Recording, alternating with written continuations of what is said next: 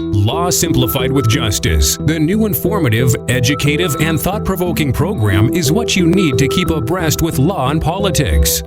This exciting and truly refreshing program is anchored by Justice Maduforo, a solicitor. Ladies and gentlemen, it's been a soul-searching discussion here with my colleague.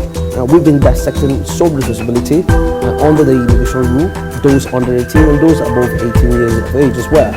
Law Simplified with Justice understands that law is a powerful driver to human behavior. It is therefore poised to simplify the law and get you to take action. We'll bring it to your doorstep and simplify it the way that you will understand. Contact Justice by calling 07931 727 597 or email lawsimplifiedwithjustice@yahoo.co.uk. Law Simplified with Justice, bringing the best to the audience. A situation where a party has got into this contract and it was happy based on the fact on self-recognition, for instance, and both parties have, carried on orally and say, oh yeah, you supply me 10 goods, I've already paid, I will always pay you when you supply this, maybe it's been done 1, 2, 3, 4 times, and he always keeps saying, oh, I always do that, supply it, I'll pay you tomorrow, I've never failed paying you, so what's the big deal? So you go ahead and do it. And this other party, obviously, because of the fear of losing that customer, carried on, executing this contract orally, you've agreed. But along the line, it stops. Now, and what do you suggest to that party who has been supplying these goods with this other party, orally, so to say, or by self-recognition, without even orally, and they've carried on supplying this product for a long time? What's your view towards this kind of person? The person needs to come back to the drawing board and say, listen, you know what, we've been doing this for the past 4 months now, 1 year now, there'll be no problem anyway, but just in case, let's have this contract. Now, at that stage, is that practicable? It is practicable at that stage, depending on your clients and your relationship with the person. It is practicable. Right. But what I would say is that if you have a regular business partnership with someone and you regularly supply him goods, you can draft up something called a framework agreement, which means this framework agreement means that the framework is there for you to supply the goods in 5 years' time, in 3 years' time, tomorrow. Right. So the framework agreement covers any time you want to supply the goods. So the agreement is there, standard agreement between yourself and the company. Right. So it's advisable for anybody that is into regular supply of goods to a particular client or to a particular person to have a framework agreement. Right. So at that stage, the question will be, at that stage, this framework agreement wasn't there. Yes. Look at the picture, because most of the times, let's come down to the practical aspect people go through day by day, yes, rather than the perfect written theoretical aspect. Now, in the practical terms, people have been, a party has engaged with another party, supplied goods for the past 1 year. Yeah. Probably watching this program now feels it is important for me to do something now to harmonize this, my relationship with this other party, and put it down in paper so that I can have a guide, although it existed all this while, but put it down. Now, the question would be, would that other party say, listen, no, we already have agreement going on, we understand ourselves, there's no point for that.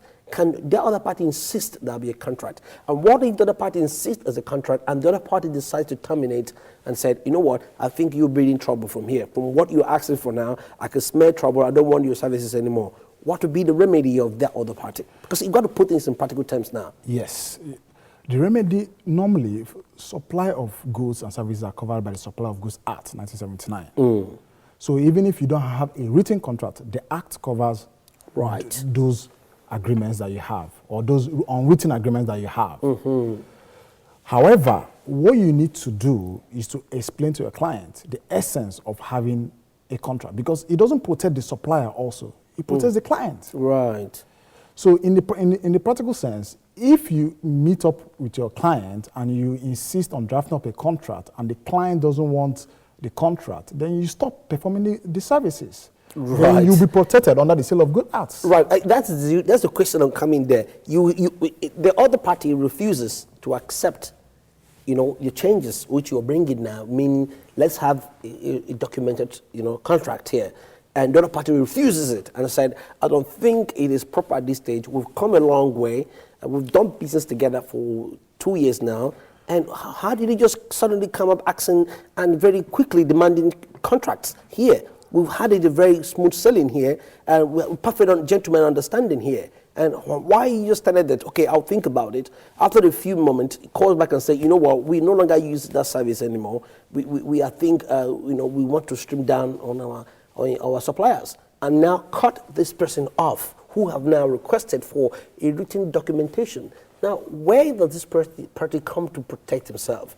Because ideally, you could see that supply of goods will stop as a result of mentioning a document to guide business further, yes, which obviously should protect the other supplier and that of the last consumer. But obviously, with the way things goes on, they feel you're asking for a contract here. I think the trouble is coming along the line. I don't like dealing with this paperwork thing. Listen, let's call it a day here. I have other people who would line in. Because, business is competitive. There are others who will line in up. If you exit, others will come in. At the end of the day, it's business. But the question is, how is this party going to be protected who requested for a documented contract?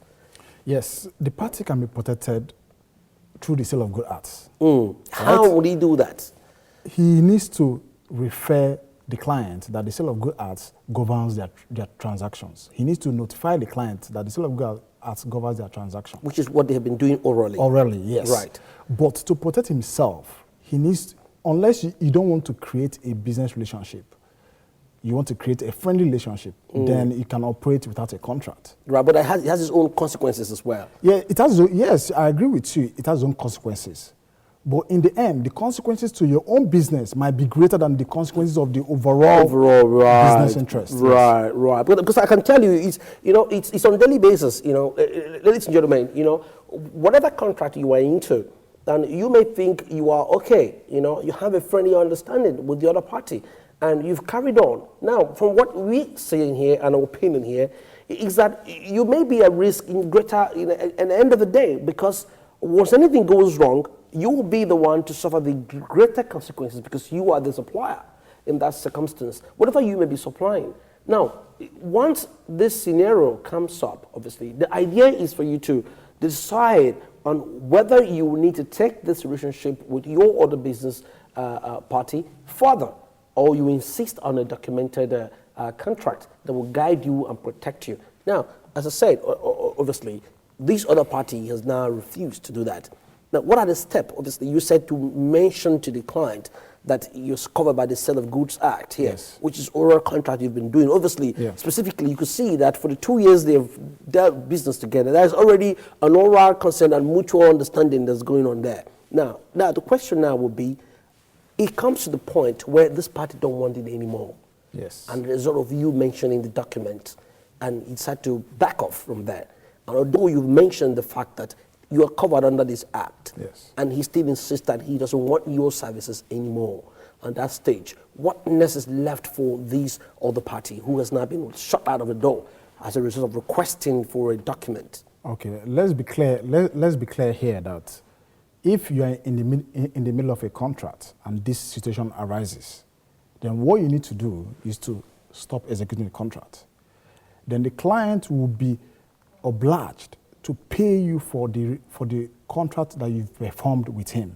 For example, if you have supplied 70% of goods, yes, this client will be obliged to pay the 70% of the goods, delivery of the goods. Right, at that stage. At that stage. Okay, that's what has already been done. Yes. Not what is to be done in the future. No, not what is to be done in the future. So what covers that? What is to be done in the future is for you to now create your own business relationship, because you cannot force an unwilling party into a contract. Into a contract, yes. Okay, but as I said, you see, I really want to flog this issue because yes, I've got a practical issue which I'm dealing at the moment. Now, the question now is, this other party, obviously, the projection they've had was for 2 years. Yes. So they've been existing together for 2 years. They have decided now to break ties as a result of this party requesting for this document.